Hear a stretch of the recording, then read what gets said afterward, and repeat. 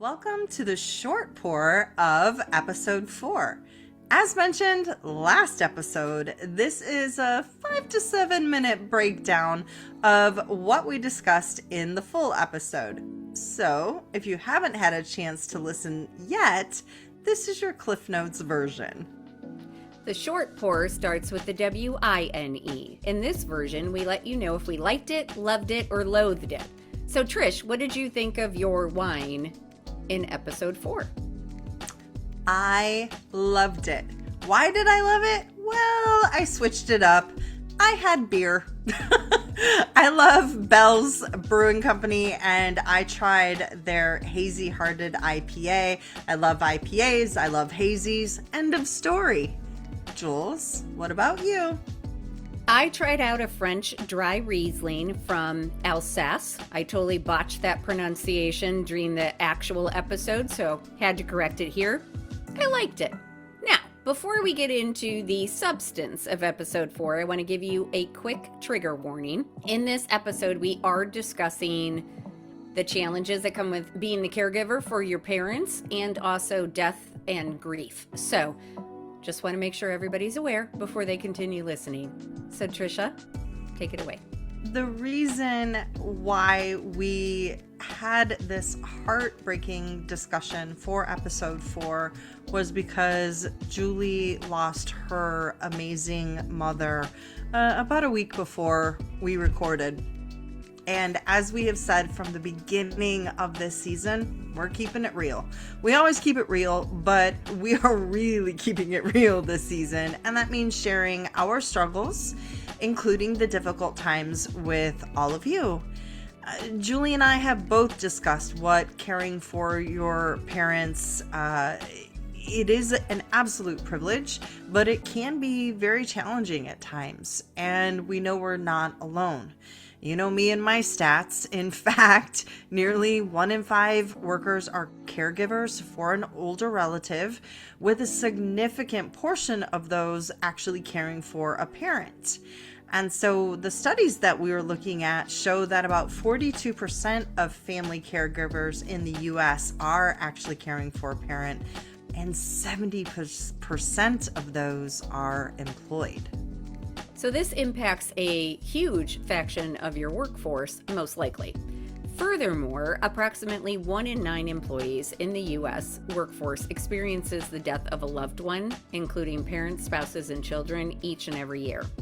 And I think the most sobering statistic that you, Trisha, shared in episode 4 is that 79% of employees have considered quitting their job after the loss of a loved one. 79%! Insane, but not a surprise. Not a surprise at all.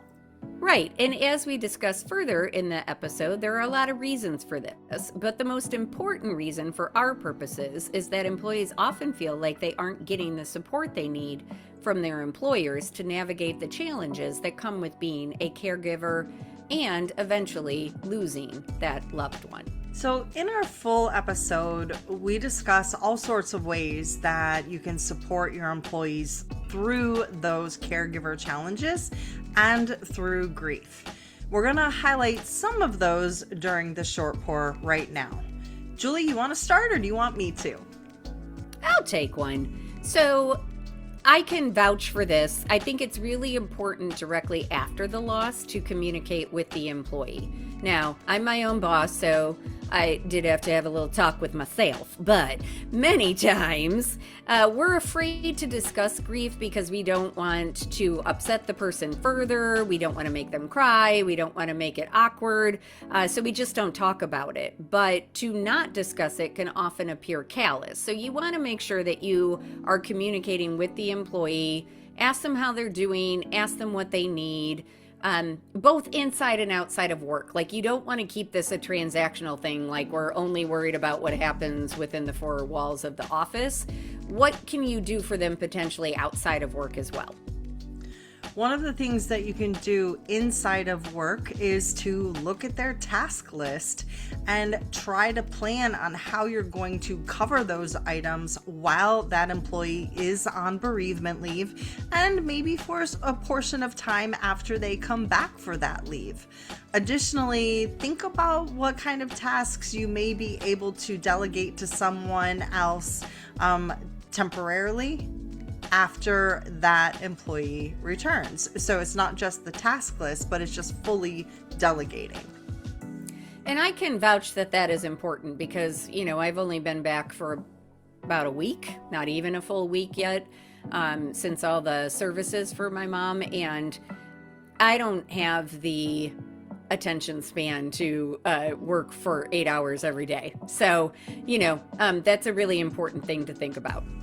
Also, during the first 6 to 12 months after the loss, schedule regular check-ins with the employee. You want to just keep checking in on them because their needs are probably going to change. And one of the things we talk about in the full episode is that at that 1 month mark, a lot of people tend to fade away and people aren't getting that support any longer. So make sure you do that.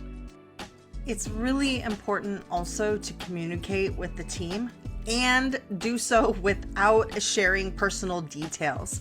Advise them of the loss and ask for their help covering those responsibilities like we talked about before while that person is on leave and when they come back.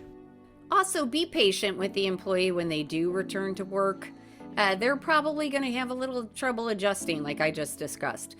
So remind them of any EAP resources the company may have available, offer flexible work arrangements if you can, and talk with them about having a plan in case they're having a bad day. You also are going to watch out for signs that your employee may need additional help. Some of the signs we talked about: lack of focus or productivity, social withdrawal, behavioral changes, maybe attendance issues or attendance changes, and that declining work performance. So these are all really great tips. You can listen to the full episode to go really in depth on each of them. And also, just while most of our resources focus on bereavement and the death of a loved one, many of the steps can be applied to employees who are caregivers as well. Being a caregiver is a stressful experience that can last for years. So it's really important that employers are attuned to how many of their employees are in this situation and that they offer support and resources whenever possible. You want the rest of the details, you know you do, so listen to the full-length episode, and please don't forget to subscribe wherever you get your podcasts. Cheers!